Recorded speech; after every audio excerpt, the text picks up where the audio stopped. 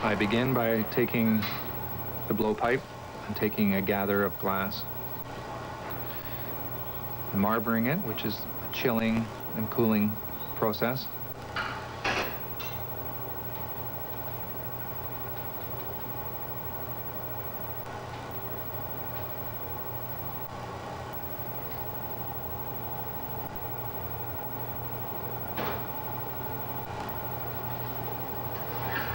And then blowing a little bubble in it, which then forms what's called the parison. That's chilled and cooled a little bit so that a second gather can be taken over that to build up the mass on the end of the blowpipe.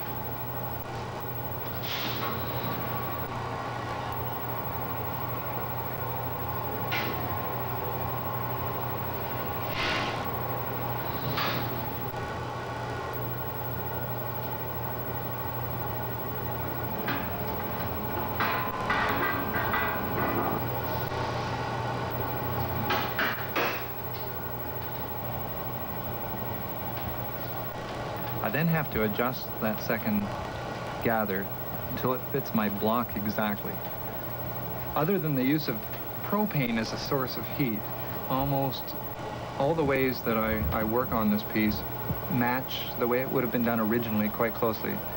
The wooden tools, which are called blocks, are always handmade by the glassblower, and they're made out of cherry wood or apple wood because the rosinous compounds that come out of the wood prevent the hot glass from sticking to the wood. And that is really unchanged for 200 or 300 years.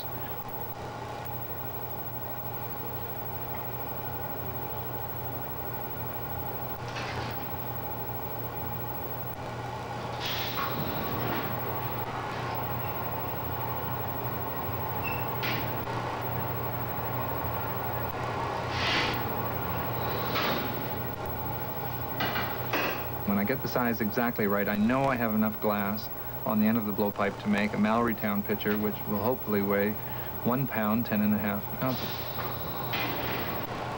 I then heat it up again and start blowing it out, expanding the sphere into a round shape, and then swinging it around and around so the sense of gravity, or the force of gravity on it, will elongate it into this long tube, so that it can be the right shape to pick up the gather for the lily pad.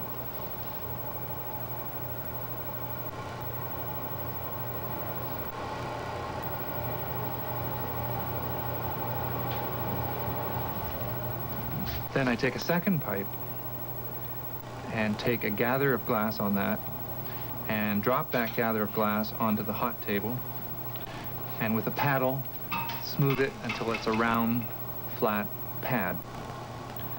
Then I quickly take the blown piece on the blowpipe, on the original blowpipe, and stick that on the bottom, heat it up again in the furnace, and then start the pulling up of 7 hopefully equidistant sections into this traditional lily pad design.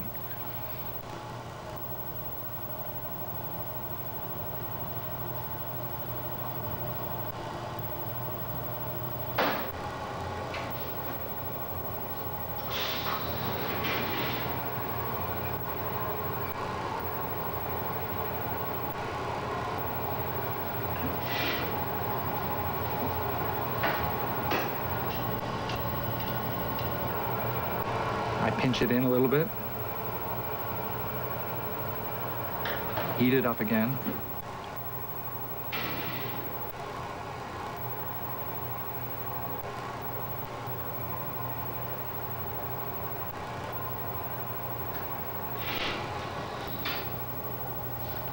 roll it on the steel table so that it's pressed flat into the background glass.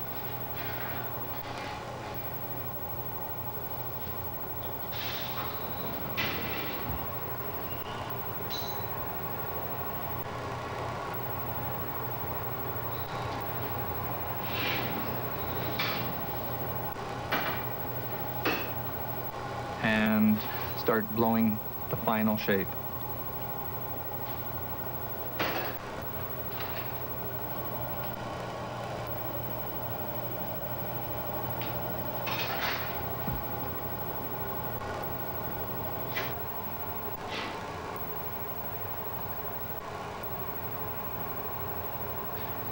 a little bit of swinging, a little bit of blowing and reheating. And then I take some wet newspaper, which is cupped into my hand, and I roll the piece in that on the bottom to get the bottom to be the right shape for the foot.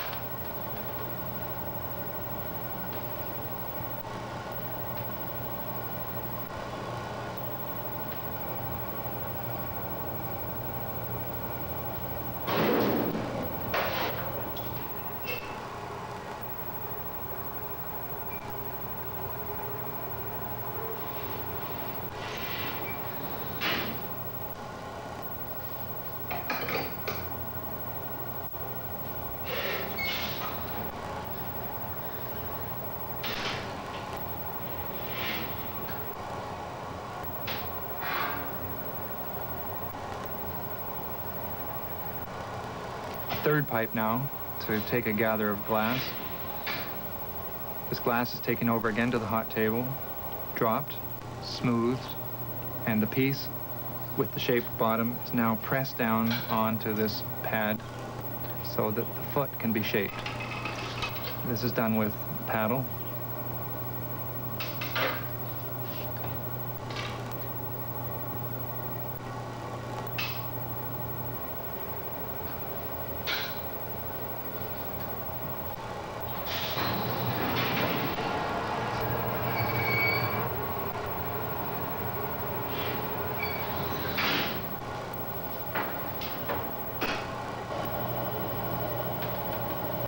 The jacks then impress a cone shape up into the bottom of the piece of the glass, just like the original. This creates a dome shape coming up inside the bottom of the piece, which is a nice decorative effect that they used to do.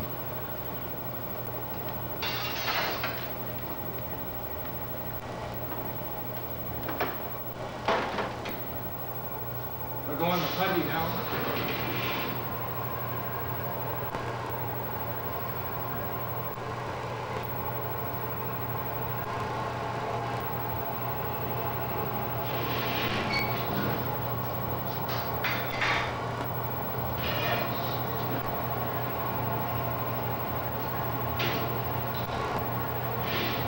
Now, the bottom part of the piece is completely finished, but the upper part needs to be done. So to accomplish that, I have to crack it off the blowpipe and attach a punty to the bottom.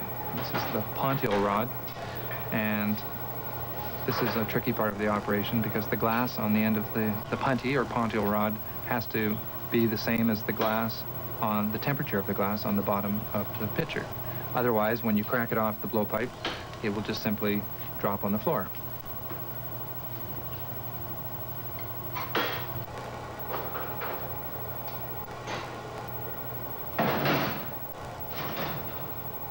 I now have the piece the right way up on punty.